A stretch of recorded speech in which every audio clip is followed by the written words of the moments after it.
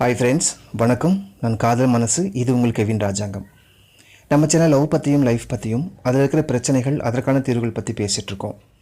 தினம் தினம் புது புது விஷயங்கள். அந்த வகையில் இன்றைக்கி நம்பித்தான் ஒரு காரியத்தை செய்கிறோம். ஒருத்தவங்களை நம்பித்தான் காதல் அப்படிங்கிற ஒரு விஷயத்தை பண்ணுறோம். அந்த நம்பிக்கை ஏன் வீணாக போயிடுது? ஏன் அந்த நம்பிக்கையில் பாதி கூட நடக்க மாட்டேங்குது அப்படிங்கிற ஒரு கேள்வி, அதுக்கான ஒரு பதிலை இன்றைக்கி இந்த வீடியோவில் பார்க்கலாம். அதுக்கு முன்னாடி இந்த வீடியோவை பார்க்குற புதிய வியூவராக இருந்தீங்க அப்படின்னா சேனலை சப்ஸ்கிரைப் பண்ணிவிட்டு பாருங்கள். மற்ற ஃப்ரெண்ட்ஸுக்கும் ஷேர் பண்ணிவிட்டு பாருங்கள். நம்பிக்கை தான் வாழ்க்கை அப்படின்னு சொல்லுவாங்க. கடவுளை நம்பினார் கைவிடப்பட்டார் அப்படிலாம் சொல்லுவாங்க. உண்மை இருக்கலாம், இல்லைன்னு சொல்ல.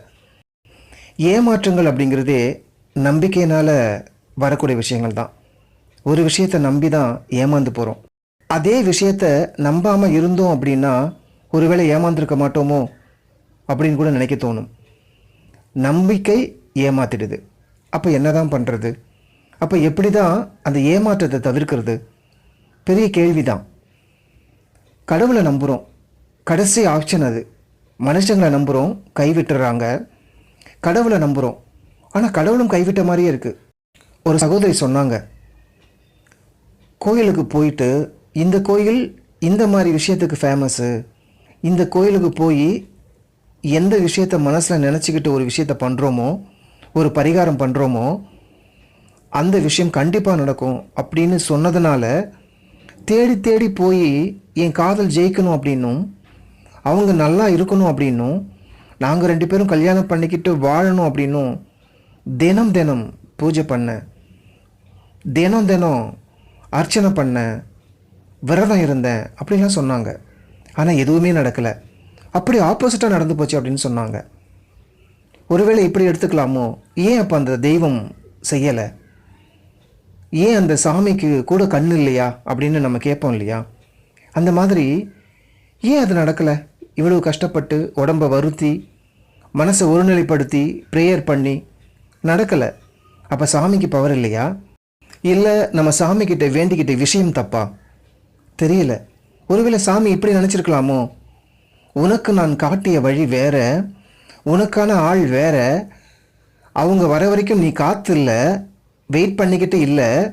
ஸோ நீயா ஒரு ஆளை பிடிச்ச, நீயா ஒரு விஷயத்தை கிரியேட் பண்ணிக்கிட்ட, நான் சொல்லாத விஷயத்தை நீ எடுத்துக்கிட்ட, அதனால் நீ கஷ்டப்படுவ. அப்படி இல்லைன்னா அந்த ஆள் உனக்கு கிடைக்க மாட்டாங்க. உனக்குன்னு என்ன நான் எழுதியிருக்கணும் அவங்க தான் வருவாங்க. உனக்குன்னு நான் யாரை எழுதியிருக்கணும் அவங்க வர வரைக்கும் நீ காத்திருக்கணும். அதனால் நீ என்ன வேண்டினாலும் என்ன பரிகாரம் பண்ணாலும் இவங்களை என்னால் உனக்கு கொடுக்க முடியாது அப்படின்னு கடவுள் நினச்சிருப்பாரோ? அதனால் நம்ம வேண்டுதல் பலிக்காமல் போயிருக்குமோ? இப்படியெல்லாம் நிறைய கேள்விகள் இருக்குது. எதை சரின்னு எடுத்துக்கிறது, எதை தப்புன்னு எடுத்துக்கிறது? நம்பிக்கை தான் வாழ்க்கைன்னா அப்போ ஏன் இந்த நம்பிக்கை பொய்த்து போனது? அப்போ ஏன் இந்த நம்பிக்கை ஒரு வாழ்க்கையை கொடுக்கல? அப்படி ஒரு நம்பிக்கை வச்சோம்ல, ஆள் மனசுக்குள்ளே போட்டு வச்சோம்ல, அந்த நம்பிக்கைக்கிட்டே நம்மளை ஒப்படைச்சோம்ல நம்ம வாழ்க்கையை, ஏன் நடக்கலை? இதுதான் நம்ம யோசிக்கணும். என்ன தான் விழுந்து விழுந்து ஒருத்தவங்க மேலே நம்பிக்கை வச்சாலும் அந்த நம்பிக்கைக்கு பாத்திரமாக அவங்க இருக்கணும்ல. முழுக்க முழுக்க நம்பிட்டு அந்த நம்பிக்கையில் கற்பனையில் ஒரு வாழ்க்கையை அவங்களோட வாழ்ந்துட்டு அவங்களுக்கு சுத்தமாக நம்ம மேலே ஒரு நம்பிக்கையே இல்லாமல் நம்மளை பிடிக்காமல் போயிட்டாங்கன்னா இந்த நம்பிக்கை என்ன ஆகும்? டோட்டல் வேஸ்ட்டு தானே. அதைத்தான் நம்ம பார்க்கணும். நம்ம யாரை நம்புகிறோம் அப்படிங்கிறது தான் இருக்குது. நீங்கள் நம்புகிற கடவுளை நம்பியே அந்த நம்பிக்கை வீணாக போச்சு அப்படின்னா அப்போ அந்த கடவுளும் இந்த மனுஷனும் ஒன்றா? அதனால் நம்ம விரும்புகிறவங்க எந்த அளவுக்கு நம்ம மேலே பிடிப்பாக இருக்காங்க அப்படிங்கிறத பொறுத்து தான் ஒரு நம்பிக்கை அவங்க மேலே வைக்க முடியும்.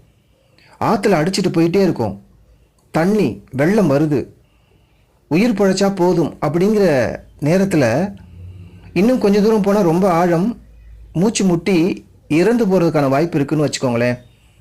என்ன பண்ணுவோம்? அடித்து அப்படியே தப்பிச்சு வர முயற்சி பண்ணுவோம். ஆனால் அந்த நேரம் பாருங்கள், பக்கத்தில் ஏதோ ஒரு புல்லோ ஒரு செடியோ கரை ஓரத்தில் இருக்கும்போது அப்படி அதை எப்படியாவது பிடிச்சி தப்பிச்சிடணும் அப்படின்னு ரொம்ப ட்ரை பண்ணுவோம். நம்ம பிடிச்ச அந்த புல், நம்ம பிடிச்ச அந்த ஒரு சின்ன செடி ஸ்ட்ராங்காக இருக்கிற பட்சத்தில் கண்டிப்பாக நம்ம தப்பிச்சிட முடியும்.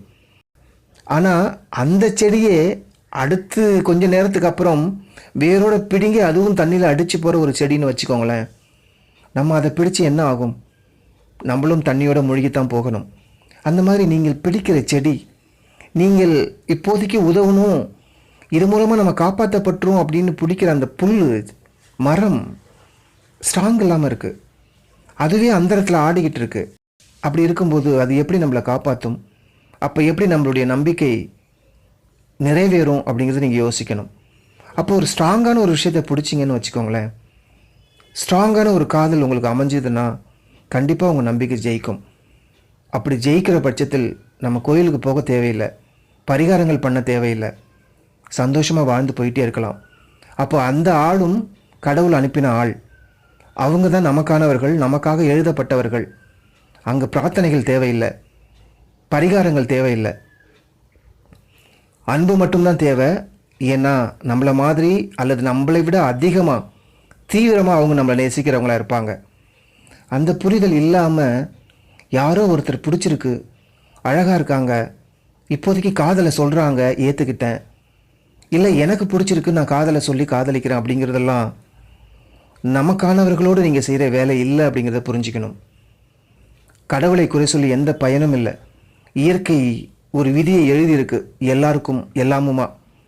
அதுபடி போனால் தான் பெஸ்ட்டு. அதுக்காக விதி வர வர காத்திருக்கணுமா?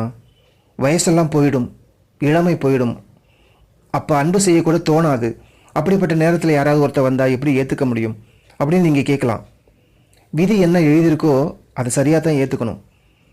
இந்த புக்கில் இதுதான் தியரி, இதுதான் பாடம், இதுதான் சப்ஜெக்ட் அப்படின்னா அது மட்டும்தான் அங்கே எழுதியிருக்கும்.